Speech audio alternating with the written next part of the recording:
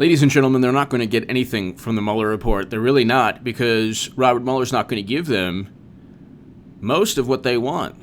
They're not going to get grand jury information. This is Vox, the expected redactions of the Mueller report explained, and then it goes on to talk about grand jury information, sensitive information, information regarding President Trump,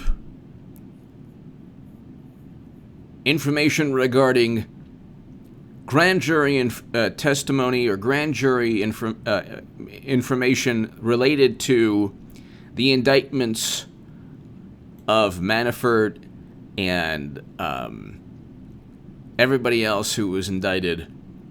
You're not going to get that information. First of all, that has nothing to do with Trump, but the left and Democrats seem to have, well, they've painted this grandiose fantasy. So they're not going to get, William Barr is going to remove or keep from congressional Democrats most of what they want. And they're going to be left with a whole bunch of pages of just marked out paragraphs, pages that have nothing but these long marks. Everything is going to be, almost everything is going to be redacted, and what's not will lead them into this semantic, it'll be like the philosophy of language. If you've taken a philosophy of language course, or this English class, well, what does this word mean, this sentence here? Well, it says that the following paragraph deals with potential contacts between Mueller and, oh my gosh, that name is blacked out. Oh, great. And they're going to obsess over this. They're not going to get sensitive information, grand jury information, classified information at all different levels. They're not going to get anything to do with President Trump that William Barr feels is off limits, which will be most issues. He was not indicted on anything. They had nothing on him.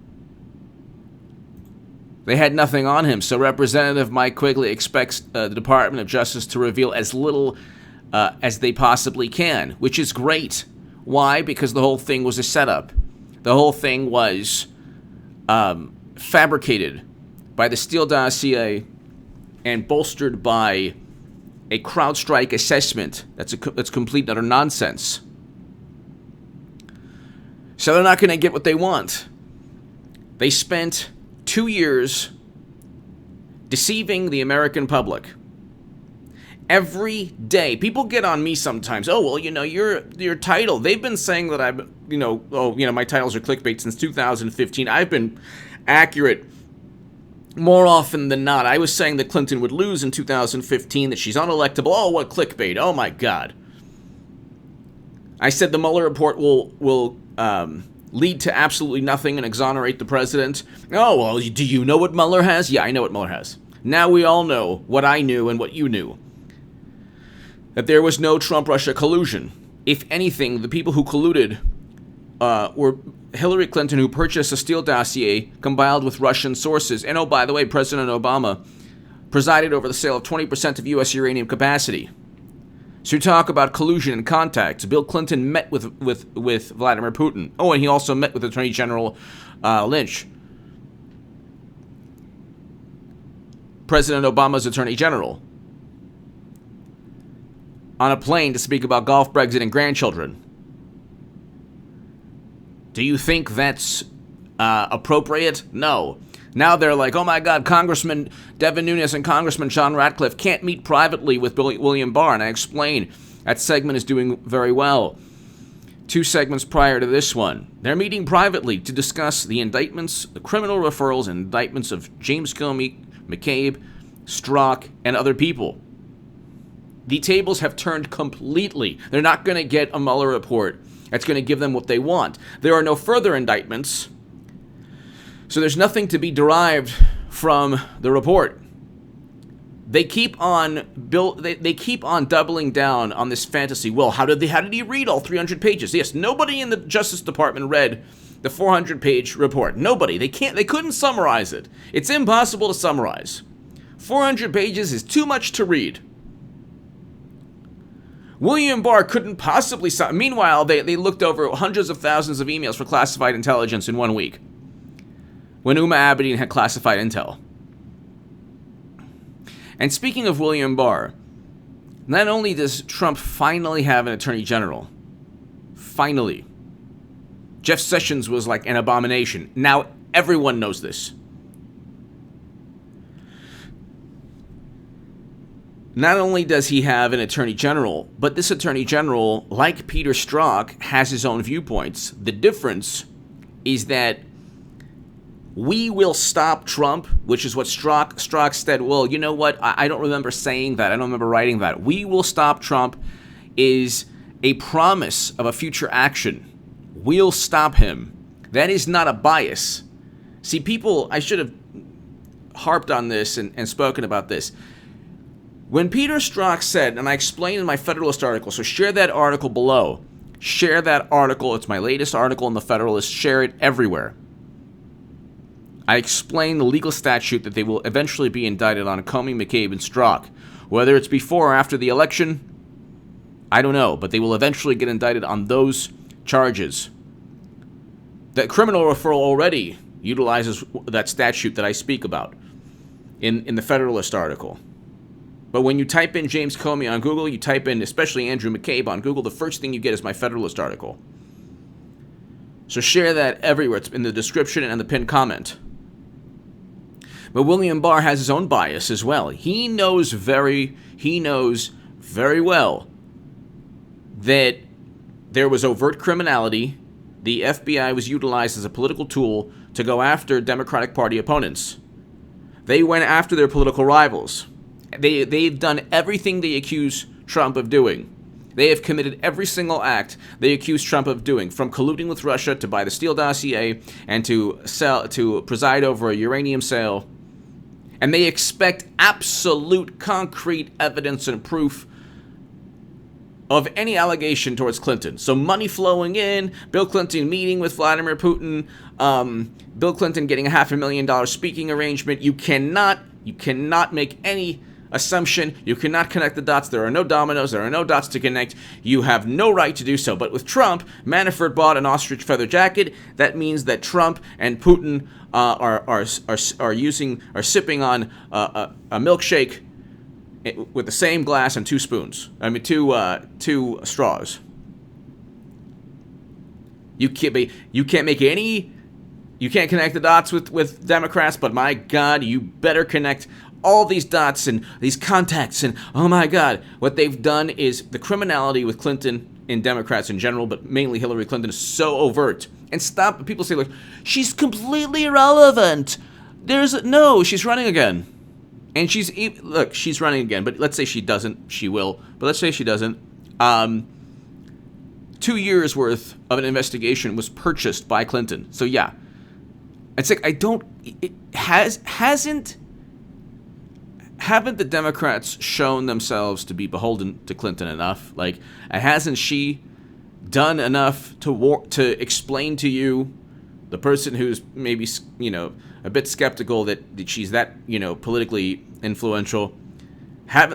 Steele dossier she purchased, CrowdStrike she outsourced, cheated Bernie Sanders, lost, media still reveres her. So yeah, she's every single day she's weighing in on every issue, every pressing issue. And it's not just a matter of, oh, well, this person, is just, had her life in politics. No. Clinton is doing it because she hasn't stopped running for president. She will run for president again. They have nobody, and they have nobody who can even come close to achieving $1.2 billion in money raised, because Trump is going to get $1 billion. And one person in the comments said, yeah, what are you talking about? Of course she can. Amy Klobuchar can raise that money. No, who's going to raise $1 billion? Biden, Bernie. Bernie was already cheated. Bernie's an absolute... The establishment Democrats can't stand Bernie. And that's with Bernie selling his soul to the Clinton. So he received nothing for it. They're not going to pass Medicare for all. And that's what his, let's put it this way. President Trump, and I explained this in the Federalist, why Bernie supporters should vote Trump 2020. President Trump, if you voted for Bernie Sanders in 2016, that other version of Bernie that was like not this Che Guevara socialist, he hardly mentioned, the word socialist was hardly mentioned in 2016. That's why when people are like, oh yeah, how do you get from Bernie to Trump? It's like that. The Medicare for all was only one aspect. The main issue was bringing home Americans. The way I looked at Bernie Sanders is a complete sea change, paradigm change from an interventionist foreign policy within the Democratic Party. The Democratic Party are interventionist snowflakes. They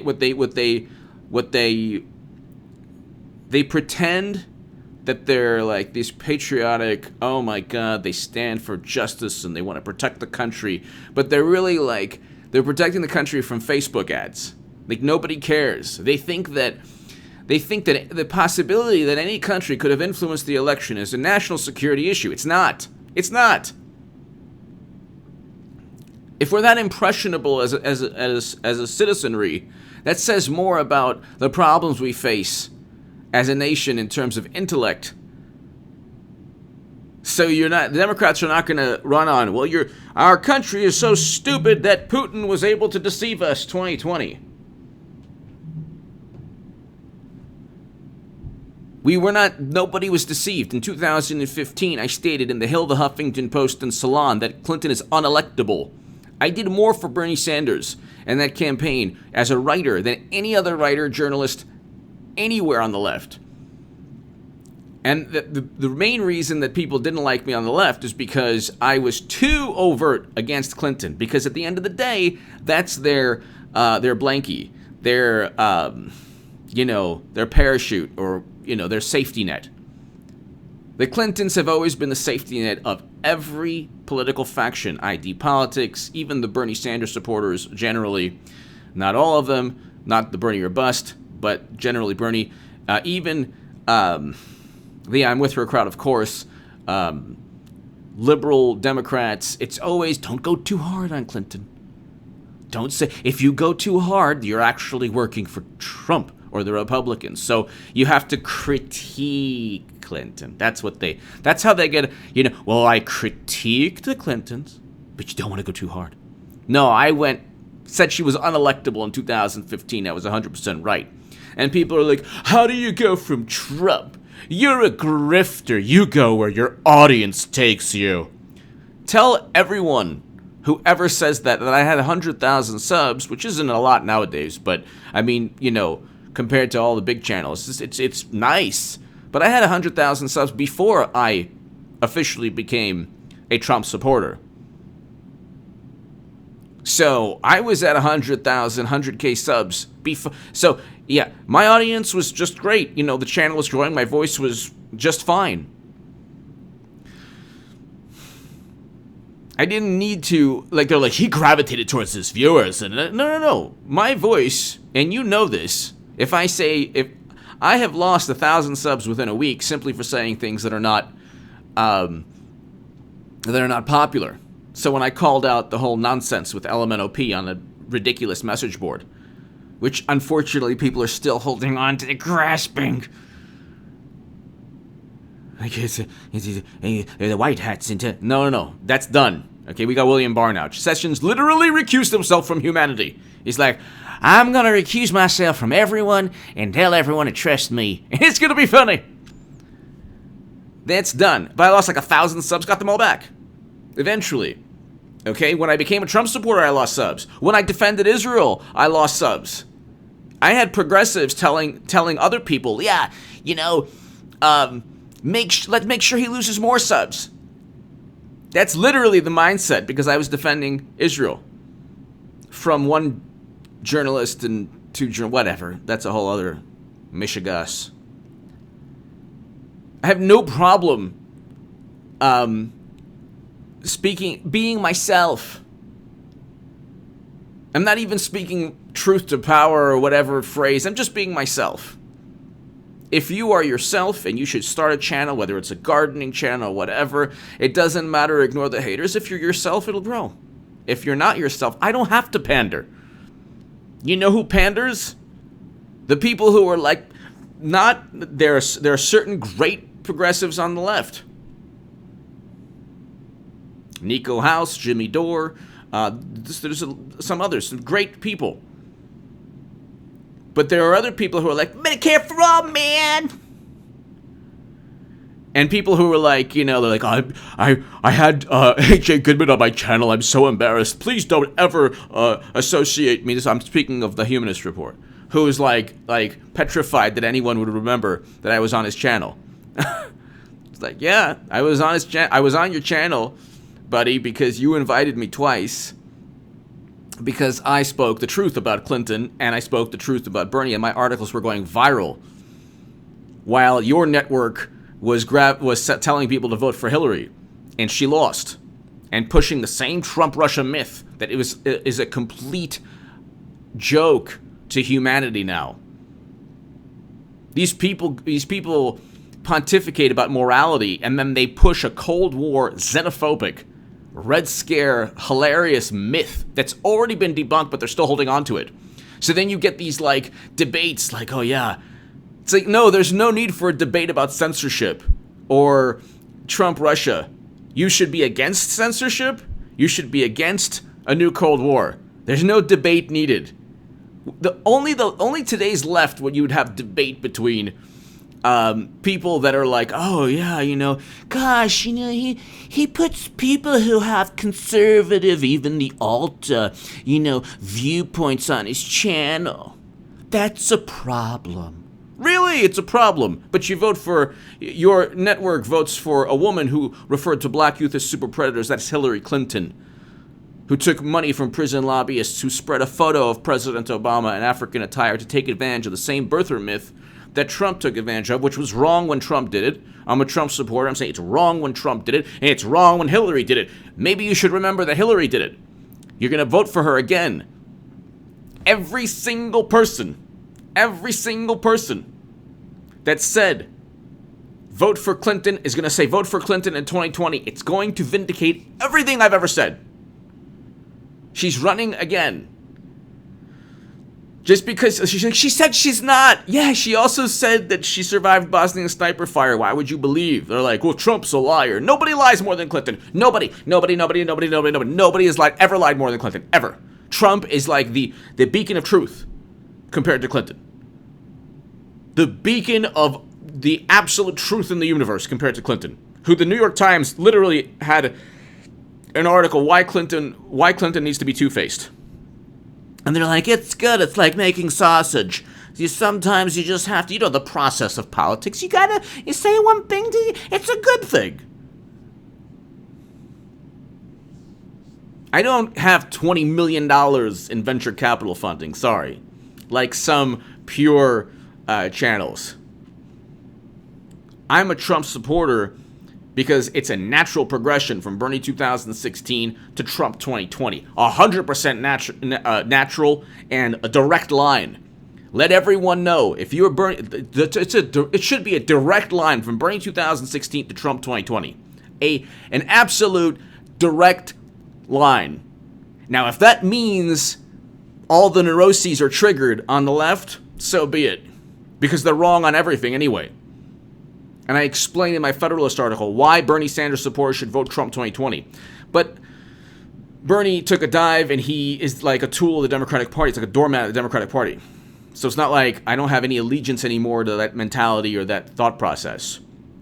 But if you want foreign policy that is bringing home Americans from conflict, peace between North and South Korea, not engaging in this Cold War mentality, yeah, then you vote Trump 2020. If you want manufacturing jobs, you vote Trump 2020. If you want to ensure that we don't get into like the Trans-Pacific Partnership and these multinational trade deals that result in the loss, by one estimate, of 400,000 manufacturing jobs. We've created over 400,000 under President Trump. It's so easy to see why everyone should vote for Trump 2020. But he represents this and he represents that. Oh, really? How many times have maniacal individuals made threats against... has anyone ever thought about how many times the president has been the focus of maniacal individuals from the left? Lots of times. You don't see Pelosi worrying about that, do you? You don't see Pelosi worrying about the conservative speaker that goes to a campus and then all, you know what breaks loose. You don't see people who commit the most heinous acts. One person was a hardcore Bernie Sanders supporter with Steve Scalise. And then another person, there were police officers who lost their lives because of this person, who had the same value system as a group on the left. You don't see them making the correlation. Oh, you're inciting. You're inciting. They say that because they're so disingenuous and duplicitous. They had two political operatives that Project Veritas exposed for literally fomenting violence at Trump rallies. This is two Democrats. And CNN is like, his words from... And I explain in the Jerusalem Post, President Trump's words do not incite hate. People are responsible for their own actions. And if you want to talk about inciting people, you can't get more accurate and more specific than when one congresswoman said, get in people's faces. Another congressman said, get in people's faces. Literally telling you to get in people's faces, which is a precursor 99% of the time to physical altercations. I would destroy anyone on the left on a debate regarding Trump and what he represents. Because of what he represents is not the caricature they've made of him. They have to create their alternate reality. Their alternate reality is a Twitter theocracy, a digital cyber theocracy on Twitter. They go to their place of worship is Twitter. Their orthodoxy is this pseudo-intellectual left-wing neuroses. They're neuroses. You said this means that, therefore you're this. And it's like humanity is passing them by. Like the world is passing them by. They're stuck in a digital reality. It's like the movie Tron. They're stuck in a video game. They're playing each other and they're like, we're battling for good. It's like nobody cares. Like people of all backgrounds live life and they don't have this giant chip on their shoulder. And they don't like go to work and the boss is like, hey, you did this wrong. And then they don't say, oh yeah, well guess what? You did this and that. They don't say that. People don't do that. Generally, Americans take responsibility for their life every single day, of all backgrounds, of all races, of all religions. Everyone just does that. No one walks around, no one tells their boss, oh yeah, well, it's because you have an incidental or a subconscious bias, and you know what? No. That's not. People need work. They need a paycheck. They play ball. Unfortunately, we have to deal in life. Everybody has to deal with something. I have to deal with censorship on YouTube. There's an algorithm I have to deal with. Okay, great. Everybody has to deal with something. We don't tell people, oh yeah. You get AOC, like, do something about this. Well, what are you doing? Like, the Democrats are like the laughing stock of everyone. And then you have the pundits on the left who, like, this one guy,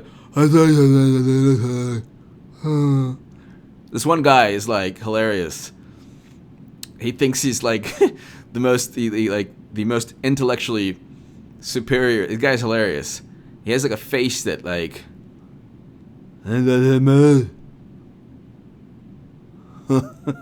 He's like, everyone, look at and take a look there, and you can hear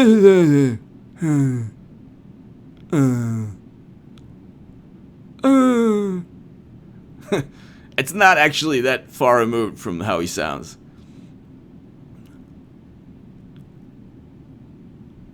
And it's like, there's nothing wrong with him, I don't think. It's just literally just the way he... Anyway. It's a complete... Everyone should hate it. Anyway, give me your thoughts below. They're not going to get the Mueller report, and they're going to cry, and they're going to be like, oh, remember this, remember that, and this and that. Da, da, da. They'll lose in 2020. Clinton's running again. She's running again, ladies and gentlemen. And then they're going to say, well, Trump ran, and everyone said he was going to lose, and he won. And you're going to, everyone, all the people who, like, obsess over me, they're going to be like, well, you know, Clinton, and be like, well, Clinton, better than Trump. Check out my Federalist article. Check out my writing in the Jerusalem Post, Daily Caller. And my Patreon is below if you want to support my voice long term. Check out HA2A. I'll finally be uploading a new segment today. Thank you.